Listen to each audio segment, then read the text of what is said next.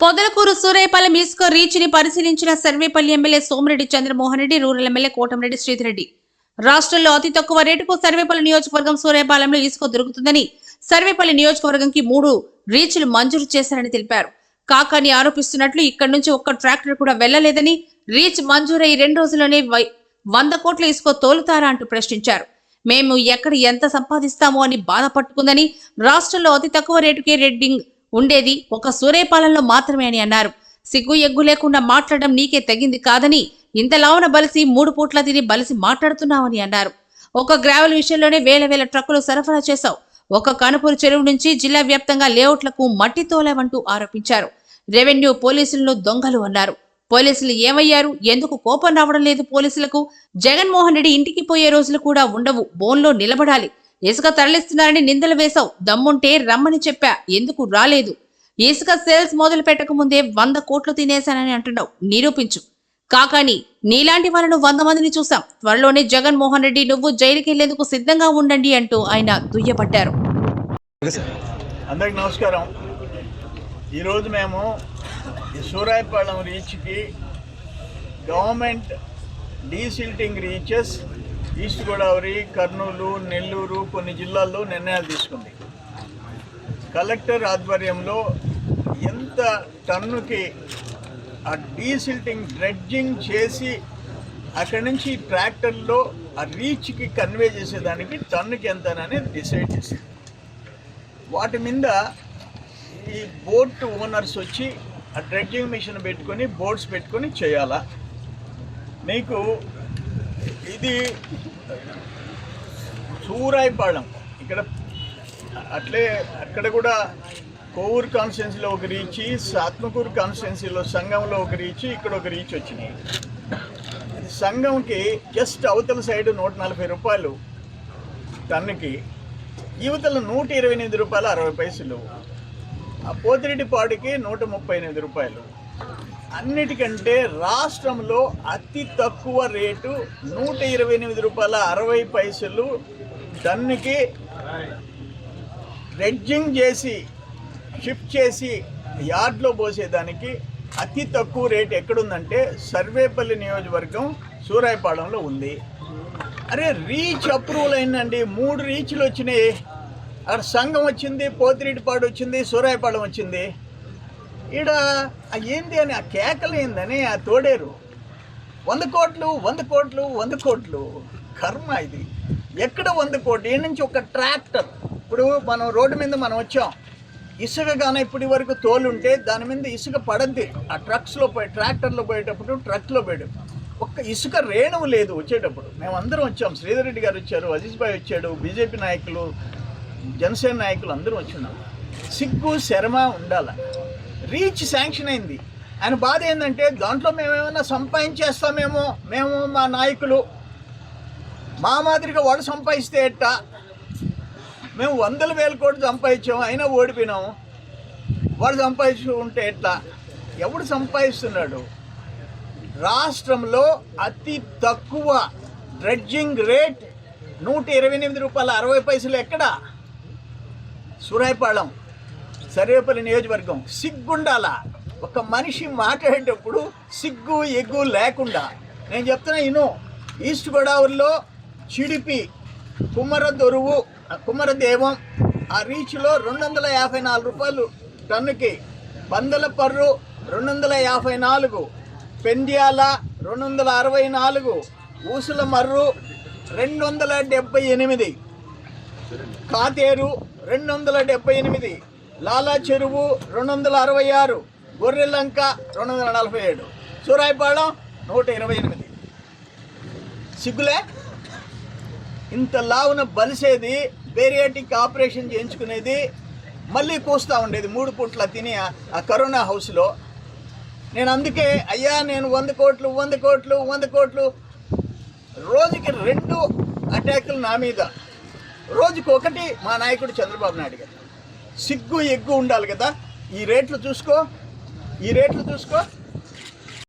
నన్ను స్టేషన్లో పడుకోబెట్టారు, జైళ్ళకి పంపించారు, ఆస్తులు మార్చి పారేసేశారు, నరకం చూపించారు. అన్నీ వదిలిపెట్టాం. నిన్న జగన్మోహన్ రెడ్డి చెప్పినట్టు జైలుకి పంపిస్తా ఉంటే ఏంది వంకాయ నువ్వు జైలుకి పంపించేది? నీ కేసు అయిపోయింది 10 ఏళ్ళు. జగన్మోహన్ రెడ్డి నీ కేసు పోవాలా, నువ్వు బోన్లో నిలబడాలా, హీరింగ్ స్టార్ట్ కావాలా, నీ 13 కేసులు హీరింగ్ స్టార్ట్ కావాలా, నువ్వు ఇంటికి పోయేదానికి కూడా ఉండదు. ఉండాలి స్టేషన్లో కోర్టులో బోన్లో నిలబడి నువ్వు పోతావు జైలుకి, నీ గోవర్ధన్ రెడ్డి పోతాడు, నీ వెనక కూసేవాళ్ళు పోతారు. మా మనుషుల్ని నరకం చూపించిన ప్రతి ఒక్కరిని పంపిస్తాం. సర్వేపల్లి అందరి జోలికి పోం. మండలానికి ఆ 2-3 ఎవరైతే దుర్మార్గంగా ప్రవర్తించి మా వాళ్ళని జైలుకి పంపించారో వాళ్ళని మాత్రం వదిలిపెట్టాం. సిగ్గు శరమ ఉంటే 100 కోట్లు సూర్యాపాలెంలో నేను సంపాదించానంటావా? సిగ్గుందా నీకు?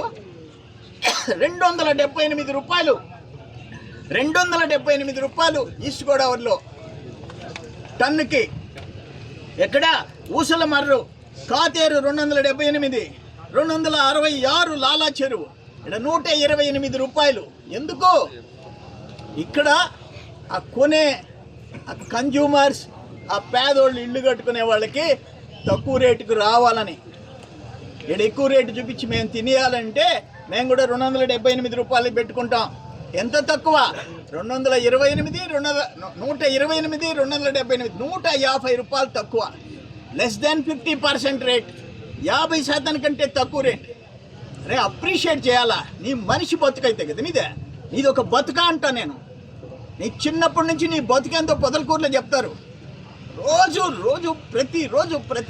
ప్రతిరోజు మమ్మల్ని, ఆఖరాన పోలీసుని, ఆఖరాన రెవెన్యూని చూపించి ఇక్కడికి వచ్చి నిన్న మెసేజ్ పెట్టాం, మీడియా గ్రూప్స్ అన్నింటిలో పెట్టాం, మేము వస్తున్నాం, సూరాయపాలెం 100 కోట్లు తినేసారన్నావు. ఒక తట్ట ఇసుక ఎత్తినట్టు, ఒక ట్రాక్టర్ ఎత్తినట్టు వచ్చి చూపించండి అని చెప్పాం. ఎందుకు రాలే? నీకు దమ్ములే. ఎందుకు రాలేదు? నీకు మగతనం ఉంటే వచ్చి చూపించాలా? ఎదుగునే ఈడ ఎత్తేసేసారని మేము వచ్చాం. ఈ డొంకలో ఒక ఇసుక రేణువు కనపడలే, ఒక ఇసుక రేణువు. నువ్వు మమ్మల్ని 100 కోట్లు ఎత్తేసారంటావా? స్టార్ట్ కాలే. ముఖ్యమంత్రి చంద్రబాబు నాయుడు గారు ఈరోజు రేపో ప్రారంభిస్తే స్టేట్ అంతా అన్ని రీచ్ల్లో ఆన్లైన్లో బుక్ చేసుకోవాలా. చేసుకొని ఆ పర్మిషన్ ఉండే ఆ ట్రాక్టర్లు, ఆ లారీలే రావాలంట పర్మిషన్ పెట్టుకొని. అంత సిస్టమ్స్ ఈరోజు తెలుగుదేశం పార్టీలో పెడుతున్నారు. మీరు దాచుకోవటానికి ఛాన్స్ లేదని మా ముఖ్యమంత్రి చంద్రబాబు నాయుడు గారు చాలా క్లియర్గా చెప్పాడు. అది స్టార్ట్ కాలేదయ్యా, ఇంతవరకు రీచ్ ఓపెన్ కాలేదయ్యా, సేల్స్ మొదలు పెట్టలేదయ్యా. సిగ్గుండబళ్ళ నీక అంటే ఒక్క సూరాయపాలెం సంఘం రీచ్ ఓపెన్ కావచ్చు, పోతిరెడ్డిపాడు రీచ్ ఓపెన్ కావచ్చు, సూరాయపాలెంలో ఓపెన్ కాకూడదు. ఓపెన్ అయితే మేము తినేస్తున్నాం. నీ బతుకదే. ఇప్పుడు మమ్మల్ని కూడా తినేస్తున్నాం. ఇన్ని లక్షల క్యూబిక్ మీటర్లు నువ్వు గ్రావెల్ అమ్ముకొని లక్షలు ఒక్క కనుపూరు 2,40,000, మొత్తం కలిసి 5,75,000 క్యూబిక్ మీటర్స్. టన్నులు మొత్తం 10,63,000 టన్నులు. అనఫిషియల్గా దాదాపు 20 లక్షల క్యూబిక్ మీటర్. కోట్లు నువ్వు సంపాదించావు. మేము వచ్చి ఆ కనుపూరు చెరువు దగ్గర కూర్చున్నాం. రైతులందరూ వచ్చారు, మా చెరువు నాశనం అయిపోతుంది అన్నారు. మమ్మల్ని తీసుకుపోయి పోలీస్ స్టేషన్లో కూర్చోబెట్టాం. అక్కడ గంగాధర్ అని సిఐ, ఇప్పుడు ఏడన్నా ఉన్నాడు ఆత్మకూరు కాన్స్టిట్యున్సీలో, మమ్మల్ని తీసుకుని స్టేషన్లో కూర్చోబెట్టాడు.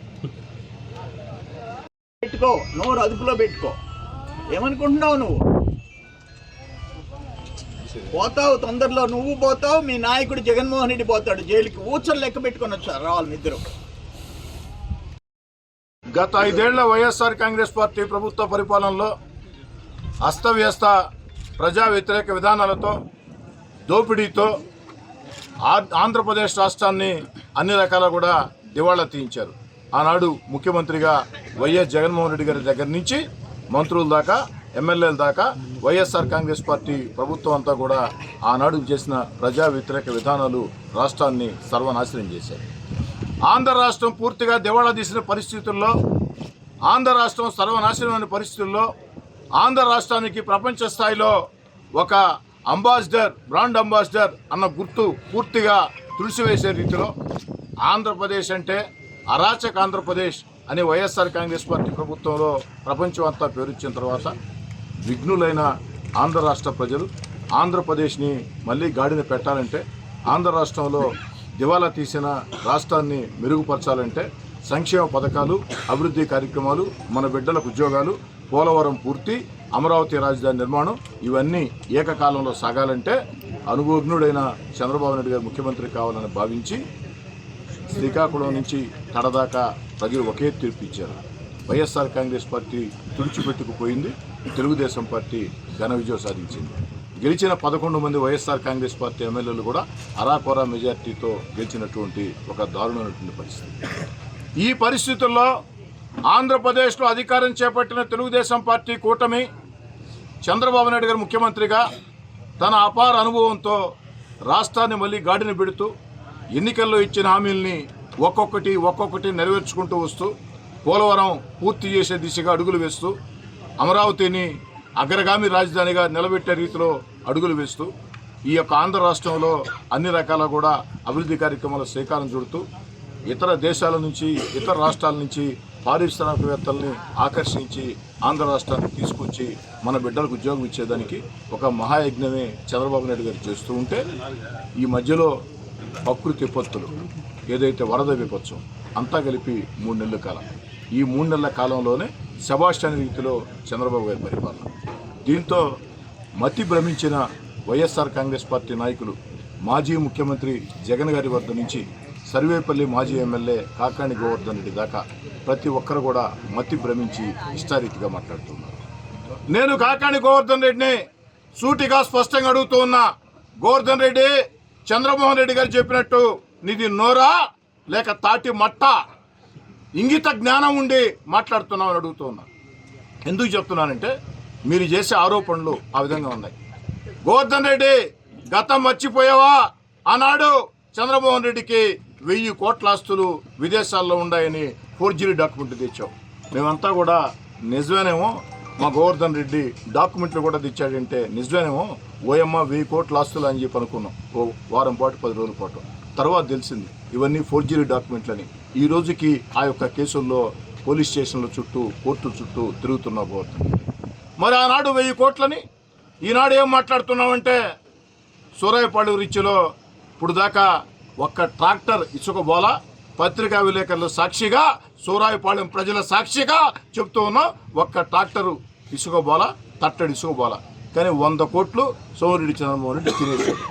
పాపం కాకాణి గోవర్ధన్ రెడ్డికి రాత్రిపూట కళ్ళు ఎక్కువగా వస్తున్నట్లుండే.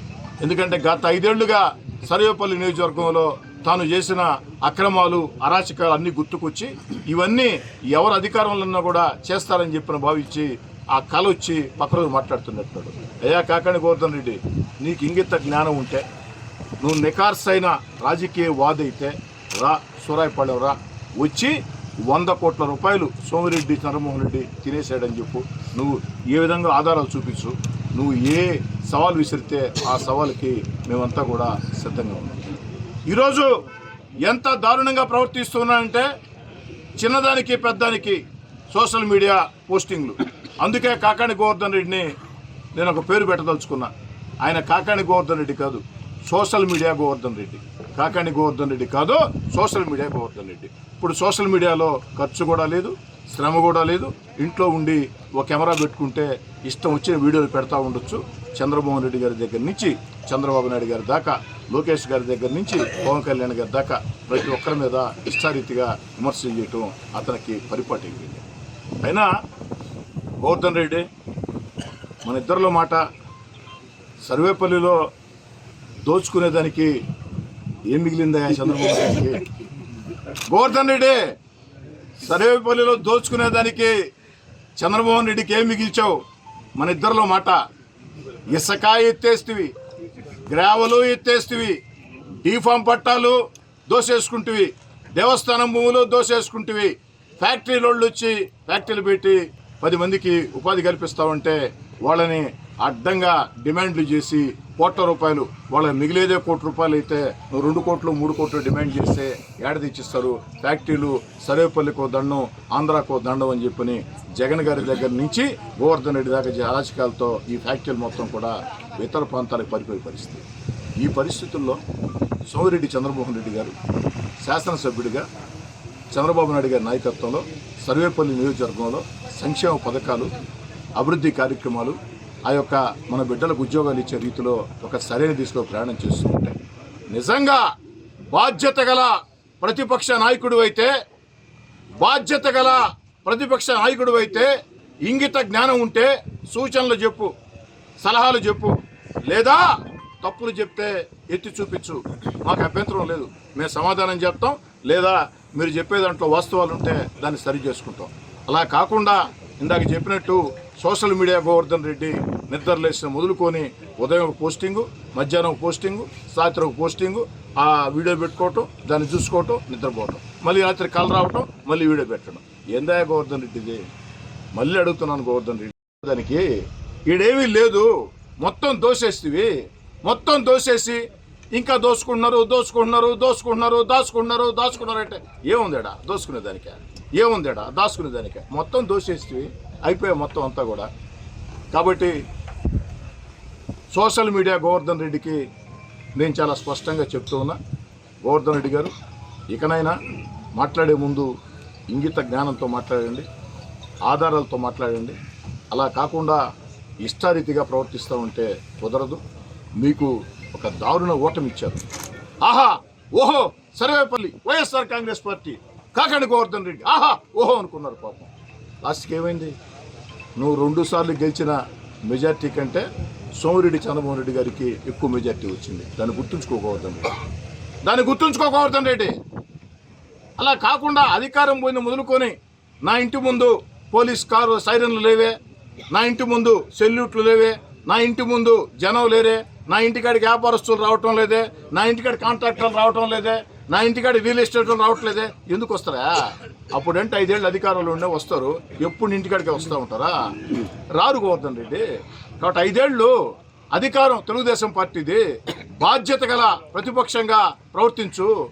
అటు కాకుండా నేను బాధ్యత లేదు అని అంటే ఖచ్చితంగా తెలుగుదేశం పార్టీ కూడా అదే దూరం తీసుకుంటే పరిస్థితి ఏమిటి ఆలోచన చెయ్యి అని చెప్తూ, ఈ సందర్భంగా పత్రికా విలేకరుల సాక్షిగా, తెలుగుదేశం పార్టీ నాయకుల సాక్షిగా, మా పార్టీ జిల్లా అధ్యక్షుడు అబ్దుల్ అజీజ్ గారు, జిల్లా బీజేపీ అధ్యక్షుడు వంశీ గారి సాక్షిగా మా అన్న సోమిరెడ్డి చంద్రమోహన్ రెడ్డి గారికి నేను సలహా ఇదలుచుకున్నాను. చంద్రమోహన్ రెడ్డి గారు, మీరు ఎప్పుడు కూడా జనం మధ్యలో ఉన్నారు. అధికారం ఉన్నా అధికారం లేకున్నా గిట్టుబాటు ధరలు రైతులకు కావాలంటే, రైతులకి నీళ్లు కావాలంటే, రైతులకి సమస్యలు ఉంటే ఆ రైతుల పక్షాన ప్రశ్నించే గొంతుకల్లో మీదో గొంతుక. అది ఈనాడు చెప్పడం కాదు, మేము వైఎస్ఆర్ కాంగ్రెస్ ఉన్నప్పుడు కూడా ఒప్పుకున్నమాట. ఈ జిల్లాలో దివంగత మహానేత జక్కా వెంకయ్య గారు సిపిఎం పార్టీ పక్షాన, సోమిరెడ్డి చంద్రమోహన్ రెడ్డి గారు రైతుల పక్షాన ఎప్పుడూ మీరు ప్రజలు అనిపిస్తూ ఉంటారు. ఈనాడు మీకు మళ్ళీ అధికారం వచ్చింది. ఈరోజు మీరు సర్వేపల్లి నియోజకవర్గాన్ని, రాష్ట్రాన్ని చంద్రబాబు నాయుడు గారు ఏ విధంగా గాడిని పెట్టాలనుకుంటున్నారో సర్వేపల్లి నియోజకవర్గాన్ని ఆ విధంగా గాడిని పెట్టాలని ప్రయత్నం చేస్తూ ఉన్నారు. పాత రోజుల్లో పురాణాల కాలంలో లోకరక్షణ కోసం, లోకహితం కోసం పురాణాల్లో దేవతలు యజ్ఞాలు చేస్తుంటే రాక్షసులు వచ్చి ఆ యజ్ఞాలు చెడగొట్టేదానికి రకరకాల ప్రయత్నాలు చేసేవాళ్ళు. కాబట్టి మీరు కాకాని గోవర్ధన్ రెడ్డి కాదు, సోషల్ మీడియా గోవర్ధన్ రెడ్డి విమర్శల్ని పట్టించుకోవద్దు. సోషల్ మీడియా గోవర్ధన్ రెడ్డి మాటల్ని సీరియస్గా తీసుకోవద్దు. సోషల్ మీడియా గోవర్ధన్ రెడ్డిని మీరు మర్చిపోండి, ప్రజలు మర్చిపోతారు, దాంట్లో ఎలాంటి అనుమానం లేదు. ఒక శాసనసభ్యుడిగా సోమిరెడ్డి గారికి నేను ఇచ్చే ఈ సలహా, Kakani Govardhan Reddy alias social media Govardhan రెడ్డిని మీరు మర్చిపోండి. మీ మనసులో నుంచి ఆ పేరు తీసేయండి. విమర్శల్ని మీరు పట్టించుకోవద్దు. జనం నవ్వుకుంటున్నారు. మీరేందో, మీ కుటుంబం ఏందో, మీ వ్యక్తిత్వం ఏందో ఈ జిల్లా ప్రజలందరూ కూడా తెలుసు. కాబట్టి దయచేసి సోమిరెడ్డి చంద్రమోహన్ రెడ్డి గారు సోషల్ మీడియా గోవర్ధన్ రెడ్డిని మీ మనసులో నుంచి తీసేయాలని, వాళ్ళ విమర్శల్ని పట్టించుకోవద్దని, మీరు ఏదైతే సర్వేపల్లి నియోజకవర్గంలో అభివృద్ధి కార్యక్రమాలు, సంక్షేమ కార్యక్రమాలు, ఆ యొక్క కాకాణి దెబ్బకి, సోషల్ మీడియా గోవర్ధన్ రెడ్డి దెబ్బకి పరిగెత్తి పారిపోయిన ఆ యొక్క ఫ్యాక్టరీని మళ్ళీ తీసుకొని వచ్చి ఉపాధి కల్పించాలని చెప్పని కోరుతూ సోమిరెడ్డి చంద్రమోహన్ రెడ్డి పక్షాన మేమందరం కూడా ఉన్నాం అని తెలియజేస్తున్నాం.